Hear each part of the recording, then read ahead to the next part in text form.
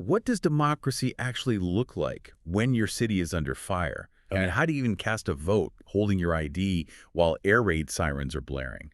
Maybe missiles flying overhead. It's an extraordinary question, isn't it? And today, that's exactly what we're diving into. The incredible circumstances surrounding Ukraine's wartime elections. This isn't some abstract political science discussion. No, not at all. This is a really hard look at, well, the immense logistical challenge and, frankly, the profound symbolic meaning of keeping a democratic system alive during a full-scale invasion. Absolutely. And for you listening, our mission today is to quickly unpack the complex details we found in the source material. Yeah. We're talking everything from like armored ballot boxes to secure digital platforms. Right. And synthesize why this vote is so much more than just a political event. It's really an assertion of sovereignty, of national identity itself. The stakes just couldn't be higher, you know. Yeah. Since the 2022 invasion, the fight has obviously been about territory, yes, but fundamentally it's about Ukraine's right to exist as a free, self-governing nation. Yeah. And if that political process, the voting, fails, well, the country effectively loses the very thing it's fighting for, its essence. Which brings up this huge paradox of wartime elections, doesn't it? Mm-hmm. Normally, democracy needs public participation, rallies, open debate, posters, all that stuff. Sure, the usual campaigning. But the sources we looked at show that holding an election now means organizing it while cities are literally being shelled. Large regions are occupied by foreign forces, and you have over 6 million potential voters scattered across the globe. It's mind-boggling. And that logistical nightmare, that near impossibility, is precisely why President Zelenskyy and the leadership have insisted that democracy must continue. They see it as both a political and a strategic necessity. How so strategic? Well, if they stop voting, they basically hand Moscow a propaganda victory. They validate the narrative that Ukraine is somehow a failed state, incapable of governing itself. So the vote itself, even if it's imperfect, may be deeply flawed in places. Which it almost has to be under these conditions. Exactly. But the act of voting is framed as a strategic act of defiance against that narrative, against the aggression. Okay, let's really unpack the sheer operational difficulty here, because we're not talking about standard election day planning, are we? The sources detail how election officials are taking on a task that just sounds, well, almost impossible. It's fascinating, actually, the radical overhaul of security protocols. The logistical challenge is just staggering. It requires almost military-grade solutions for what are normally civilian processes. We're seeing things like ballot boxes that are literally armored. Armored, really? Yes, designed to withstand shrapnel, maybe small arms fire. And polling places themselves are completely changing. They're being moved into basements, subway stations, bunkers, prioritizing safety, protection over, accessibility or visibility. Oh, but I have to ask, isn't the risk to the election officials just too high? I mean, are people trying to ferry these armored boxes across active front lines? What do the sources say about protecting the staff and securing the transport? That's a really crucial question. And the sources make it clear that while, yes, high-risk areas near the front lines are often prioritized for military voters where security is already intense. Like us. Civilian staff in cities operate under really strict contingency plans. They aren't trying to deliver boxes in the middle of a battle. Instead, collection routes, transport, it's all meticulously coordinated with military logistics units. It's less civilian election admin and more like a quasi-military operation, honestly run by their Central Election Commission. Okay. And they also rely heavily, crucially, on coordination with international observers, NGOs too, to ensure not just security, but legitimacy. So the process can be transparently verified afterwards, which is key. The human picture that comes out of this coordination is just striking. Right. We see reports, anecdotes of citizens lining up to vote, wearing bulletproof vests, clutching their passports, ready to run for shelter if an air raid siren sounds. Right. And the motivation behind taking that kind of risk, it's really crystallized by a quote we found from a teacher in Kyiv. She'd lost her home and she said, "We're not voting because it's easy. We're voting because it's necessary." Oh. That single sentiment, I think, just defines the stakes. The act of voting shifts, doesn't it? It's elevated from being, a civic right to being a necessary defense mechanism, a symbol of survival. Let's transition now to the millions who aren't physically in Ukraine. We know so many people have fled, primarily refugees in Poland, Germany, the UK, other places. How does Kyiv make sure that this massive Ukrainian diaspora stays politically engaged? How can they participate in this assertion of sovereignty? Yeah, this is where the whole logistical map just blows up, extending far beyond Ukraine's borders. Ukraine has had to rapidly expand its use of diaspora voting centers across Europe. These centers allow refugees, who are often facing immense displacement and uncertainty, And Trump. and trauma, exactly, to safely cast their ballots. But think about the diplomatic effort required. You have to establish and secure these temporary voting locations in other countries. It's a huge undertaking. But then there's the flip side of that coin, isn't there? The deeply problematic reality of the occupied territories, parts of Donetsk, Luhansk, Crimea. While Kyiv is trying to run legitimate elections in the areas it controls, the situation for Ukrainians living behind the contact line is completely different. Precisely. The sources are quite clear. Russian forces are conducting these illegal pseudo-referendums in those occupied zones. They're trying to generate completely fabricated statistics, claim local support for annexation. Right, the sham referendums we heard about. Exactly. And Kyiv rightly calls this tactic what it is: information warfare. They're producing these low-validity, completely manipulated numbers that are then pushed out globally through state media and, disinformation networks. So hang on. How does a legitimate vote, even if it involves, say, a few million people in controlled areas in the diaspora, how does that actually combat a massive, centrally organized disinformation campaign based on totally fabricated polls? That feels like a really uneven playing field. That raises a really important strategic point. By focusing on achieving a high verifiable turnout and maintaining as much transparency as possible in the controlled areas and diaspora centers, Kyiv generates undeniable statistical data. Data that serves as a factual counterweight to those junk numbers Moscow pushes out. The actual ballot count itself becomes a weapon in the information war. It's verifiable proof of the real political will of the Ukrainian people fighting back against the narrative of conquest and fabricated support.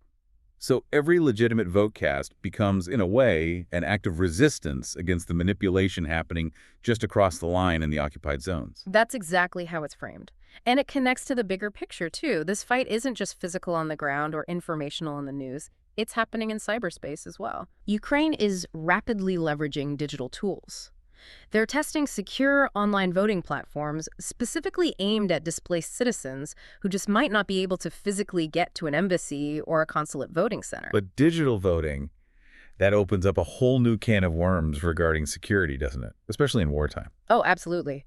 For Ukraine, this digital innovation feels like an operational imperative almost, not just, a nice-to-have convenience, but it brings enormous complexity regarding integrity. So to ensure security, they're using highly encrypted systems, naturally. Standard practice, hopefully. But the real technical leap, according to the sources, seems to be in identity verification, because physical ID documents, they can be lost in shelling, damaged, maybe even counterfeited by hostile actors.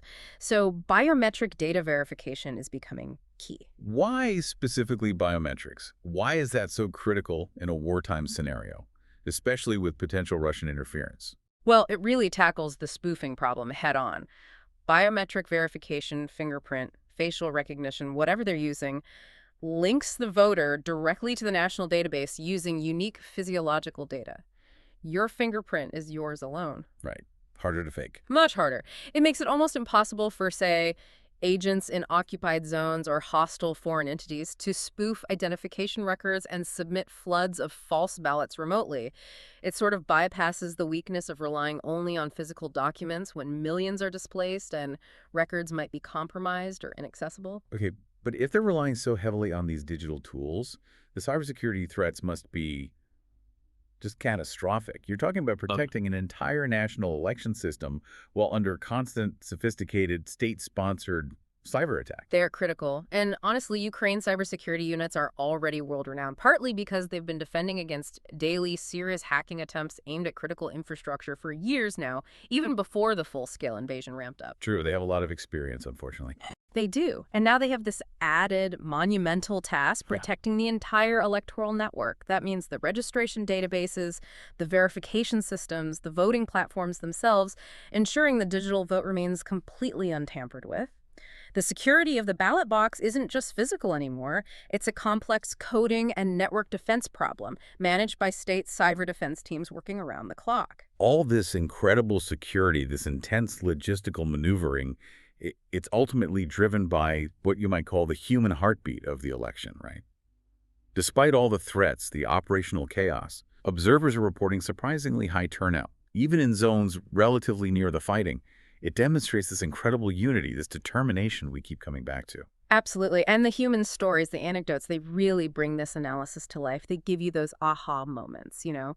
We hear about, for instance, an Odessa grandmother. She lost her apartment in a missile strike, but she still went out to vote, specifically saying she did it to make sure my grandchildren have won a home in a country defined by its own citizens. That's powerful. Isn't it? Or the story of the Kharkiv soldier.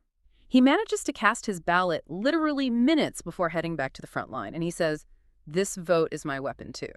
Wow, my weapon too. Yeah. These are the moments that really illustrate how the meaning of the vote fundamentally shifts in this context. In peacetime, maybe it's a right, a duty, something you do. In wartime Ukraine, it becomes this deeply personal, strategic act of self-definition and defiance. And that self-definition, that act, it must carry political weight too, right? It's not just symbolic. Oh, definitely. That surprisingly high turnout isn't just, emotional defiance, although it's certainly that. It also delivers crucial domestic legitimacy. Kyiv can use that mandate to justify difficult wartime policies, to plan for reconstruction, and very importantly, to argue for continued and expanded financial and military aid from the West. It shows their partners that the population is still behind the fight, still engaged in the state. Okay, so while the domestic message seems clear, let's look internationally for a moment. Global support has been pledged, as you mentioned, but some critics might argue, couldn't they, that holding this vote is maybe just political theater, designed mainly to keep those international funding pipelines open. Did the sources address that skepticism, the cost versus the practical benefit of such an expensive, dangerous election mid-war? They did touch on that. World leaders, the EU, the US, NATO allies, they've overwhelmingly pledged support, publicly calling this election a powerful testament to democratic resilience. And while the cost is immense, both financially and in terms of human risk, Undeniably. the political payoff globally is seen as necessary to maintain Ukraine's standing as a legitimate democratic partner fighting aggression. The international consensus, at least publicly, seems to be that the message they send is worth the price. That message being, even in the depths of war, we choose ballots over bullets. Meanwhile, Russia, quite predictably, dismisses the whole thing, or labels it merely theatrical. Right. And analysts we looked at suggest Moscow probably fears something far deeper than just theatrics. What they likely fear is a functioning, legitimate democracy right on their border. A democracy that's actively demonstrating resilience, popular will, and self-determination even under bombs. Because if democracy can survive that. Exactly. If democracy can survive active bombing campaigns and massive disinformation efforts, it poses a direct, almost existential challenge to the autocratic narrative that Russia promotes both at home and abroad. So, bringing this all together, what does this mean for us, for you listening? Why should the world care about Ukraine's wartime vote beyond just the dramatic news headlines? I think it matters profoundly. It's proof, maybe proof we needed, that democracy, while definitely fragile, isn't necessarily disposable when things get tough.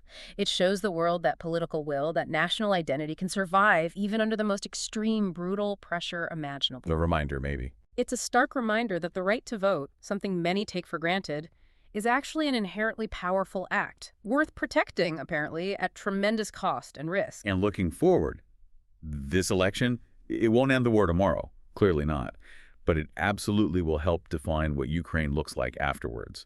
A nation rebuilt not just by directives from the top, but by people who, under unimaginable circumstances, adamantly refuse to give up their voice. Freedom isn't just a word on paper, it's a choice. A choice made in a bunker, perhaps, or at a remote encrypted terminal under threat. And this whole story, this account of courage, hope, and identity, it really poses a challenging question for you, the listener, doesn't it? If democracy can mobilize itself, can thrive in the very shadow of war, what excuses do we really have for political apathy or cynicism in peacetime? That is a powerful final thought to leave folks with. Sometimes, as one of the sources suggested, maybe one vote really can be stronger than a weapon.